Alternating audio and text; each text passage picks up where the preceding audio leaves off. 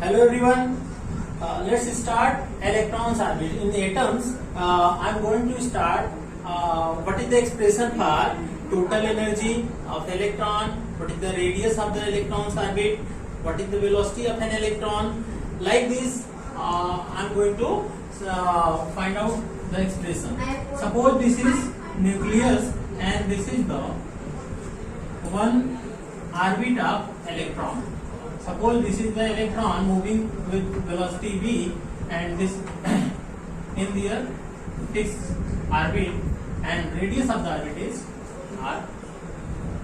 We will know the centripetal force since this electron moves in orbit. कहने का मतलब ये है कि इलेक्ट्रॉन अगर न्यूक्लियस के चारों तरफ एक फिक्स ऑर्बिट में मूव कर रहा है तो एक सेंट्रीपिटल फोर्स मिलेगा जो इलेक्ट्रोस्टैटिक फोर्स देता रहेगा. So that we can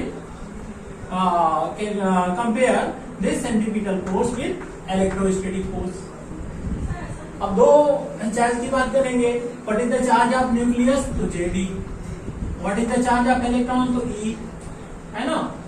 तो इलेक्ट्रॉन का चार्ज तो E Jd. तो electrostatic force 1/4 pi epsilon not Q1 Q2 by R square. तो Jd into E by R square. आप बोलोगे कि ये माइनस साइन इलेक्ट्रॉन निगेटिव, तो नेगेटिव साइन ये बताता है प्लस और माइनस के बीच का साइन. तो force of attraction will be there. तो ये फोर्स ऑफ अट्रैक्शन होगा. और what is centripetal force? mv square by r. Now we can calculate this r and this r is cancel out. This means mv square is 1/4 pi epsilon not Zd square by r. Kinetic energy half mv square होती है, तो half mv square तो half बढ़ा लेते हैं तो 1/8 हो जाएगा. बाई 2 से 4 को मल्टीप्लाई करेंगे 4 pi epsilon not Zd square by r. This is expression for kinetic energy. Now potential energy. तो potential energy is what is the formula? k q1 q2 by r. तो k means 1/4 pi epsilon not q1 is Zd, Q2 is minus E upon R. R is the radius of the radius of electron. Zd square. So minus sign will be there. 1/4 pi epsilon naught Zd square by R. Now we can find out total energy. Plus कर लीजिए kinetic potential को. तो total energy is kinetic energy है, potential energy को U से represent कर लीजिए. K plus U means 1/4 pi epsilon not Zd square by R को कॉमन कर लेते हैं. तो यहां से तो -1 आएगा पोटेंशियल एनर्जी में, इधर से 1/2 आएगा प्लस में, क्योंकि 1/8 है. जिसको कॉमन करते हैं उसे डिवाइड करते हैं तो आप देख सकते हैं कि 1/2 आ गया. तो -1 प्लस 1/2 इज -1/2. तो minus will be sign and 2 4 जा 8. तो -1/8 pi epsilon not Zd square by R. ये हो गया टोटल एनर्जी का expression. Okay. Total energy formula we have find out. Total energy 1/8 pi epsilon not Zd square by R, क्योंकि यहाँ minus sign था. Kinetic energy क्या है? तो kinetic energy just minus sign हटा दो. 1/8 pi epsilon not Zd square by R. और potential energy के लिए आप चूंकि नेगेटिव होती है तो 1/4 pi epsilon not Zd square by R. अब इनको देखिए ध्यान से. Means we can see total energy is minus kinetic energy. Kinetic energy तो प्लस है ना, तो total energy is minus kinetic energy या kinetic energy is minus total energy, जो चाहे कर सकते हैं. Kinetic energy is minus of total energy, ये भी. और पोटेंशियल एनर्जी के लिए टोटल एनर्जी का रिलेशन, तो total energy and potential energy see here. तो 2 times total energy, potential energy is 2 times total energy. दोनों की साइन क्या है? माइनस है. तो U by 2, this is U 2 times total energy. Total energy 8 U/2. इसको एक छोटे से क्वेश्चन से बहुत अच्छे से इसको लर्न कर लो आप। है क्या कि electrons hydrogen total energy of hydrogen total energy of hydrogen in second orbit is -33.4 electron volt होता भी है। तो क्वेश्चन है कि काइनेटिक एनर्जी बताओ और पोटेंशियल एनर्जी बताओ। तो सीधा सा आंसर आसान है। इससे आप इसके हेल्प से आराम से आप फार्मूला भी what is the relation between these आप आराम से लर्न कर सकते हैं। तो total energy kinetic energy minus total energy, तो काइनेटिक एनर्जी माइनस टोटल है, तो काइनेटिक एनर्जी 3.4 इलेक्ट्रॉन वोल्ट, क्योंकि यहाँ माइनस है यहाँ माइनस लगा देंगे तो minus minus plus 3.4 electron volt. और टोटल पोटेंशियल एनर्जी तो पोटेंशियल 2 टाइम टोटल एनर्जी तो -6.8 इलेक्ट्रॉन वोल्ट। मालूम है कि नहीं? तो टोटल एनर्जी गिवन है तो माइनस साइन हटा दीजिए, काइनेटिक हो गई, और इसका डबल कर दीजिए, पोटेंशियल हो गई। Okay, hello, how we can calculate radius for an electron? तो you Bohr's theory you will know, according to Bohr's theory you will know angular momentum of an electron is integral multiple of h by 2 pi. L angular momentum which is mvr, or this is the integral multiple of h by 2 pi. तो यहाँ now squaring both the side, m को m square v square r square, this is n square and h square by 4 pi square. इसके पहले हम already निकाल चुके हैं centimetre force और इलेक्ट्रिसिटी फोर्स को कंपेयर करके। What is the mv square is 1/4 pi epsilon not jd square by r। Now divide it, m से m गया, m v स्क्वायर गया, तो बचा क्या? m r square is h square by 4 pi square and 4 pi epsilon not r ऊपर जाएगा तो 4 pi epsilon not r and z square नीचे होगा। क्या क्या कटेगा? तो 4 पाई से 4 पाई कट जाएगा, 1 पाई बचा रहेगा। और कुछ r स्क्वायर यहाँ है, r ये एक गया। r की वैल्यू हम निकाल सकते हैं n square h square epsilon naught, n square h square epsilon not by क्या m e square pi m e square z। r को क्या लिख सकते हैं? r is directly proportional to n square और inversely proportional n square by z, where n is the number and z is the atomic number. For radius of hydrogen radius, how we can calculate? तो hydrogen के लिए for hydrogen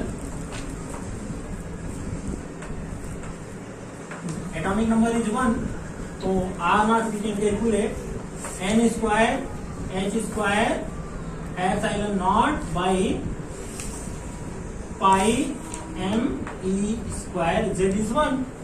सारा calculation number h की value 6.6 10 का power -34, epsilon not 8.85 10 का power -12, mass of electron 9.1 10 का power -31, charge of electron 1.6 10 का power -19।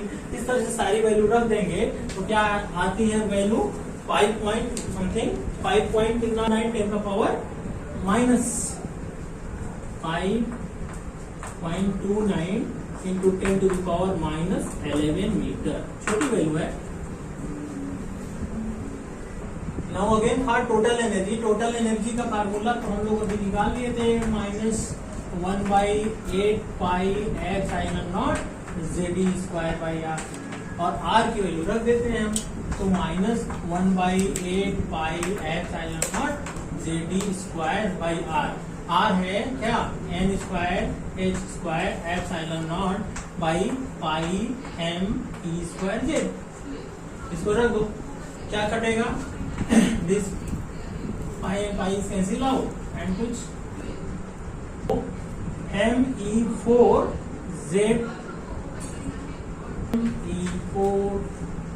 z square by n square h square epsilon naught, n square H square epsilon naught और minus sign भी will be there. तो formula क्या है, ME4 by Z ME4 Z square by N square H square epsilon naught, ये total energy के लिए formula है। तो total energy is directly proportional to Z square by N square कह सकते हैं, means inversely proportional to N square. अब सबकी सारी वैल्यू रख देने से इलेक्ट्रॉन वोल्ट में अगर कैलकुलेशन करते हैं तो total energy is -13.6 by N square.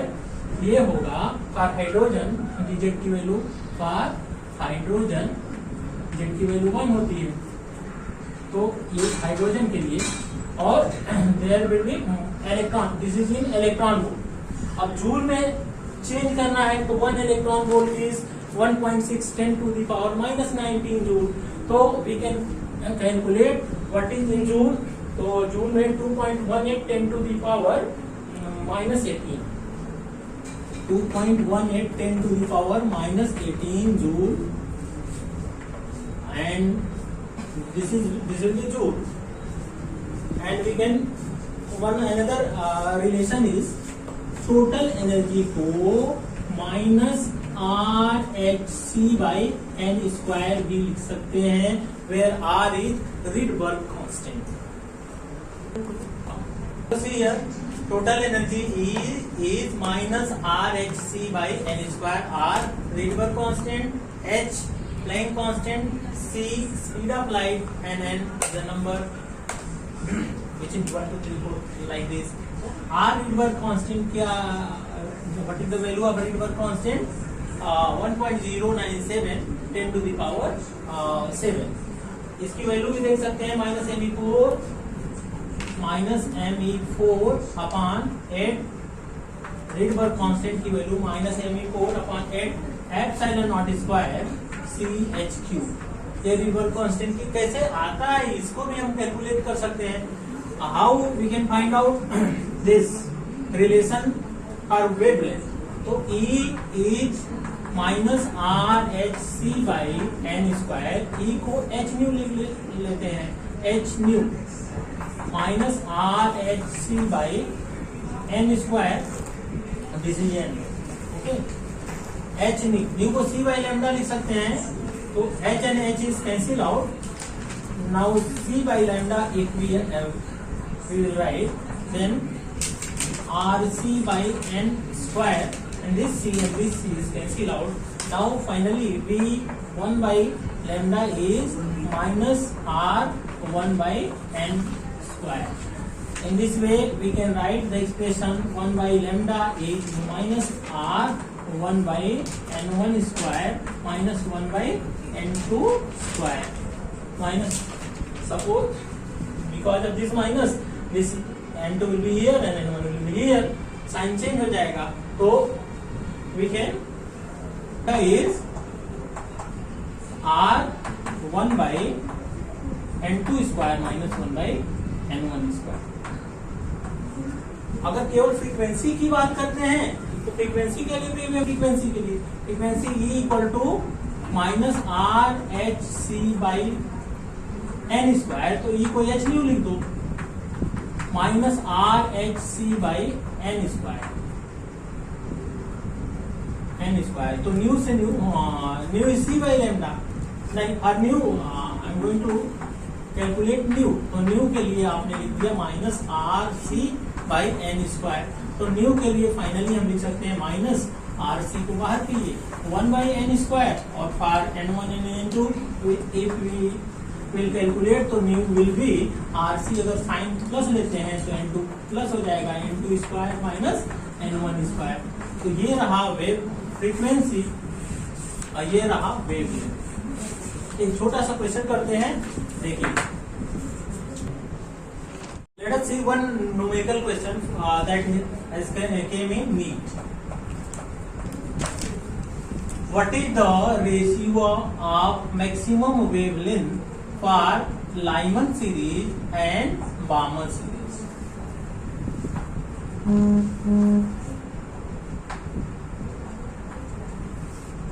MN, ये क्या है, यही क्वेश्चन है।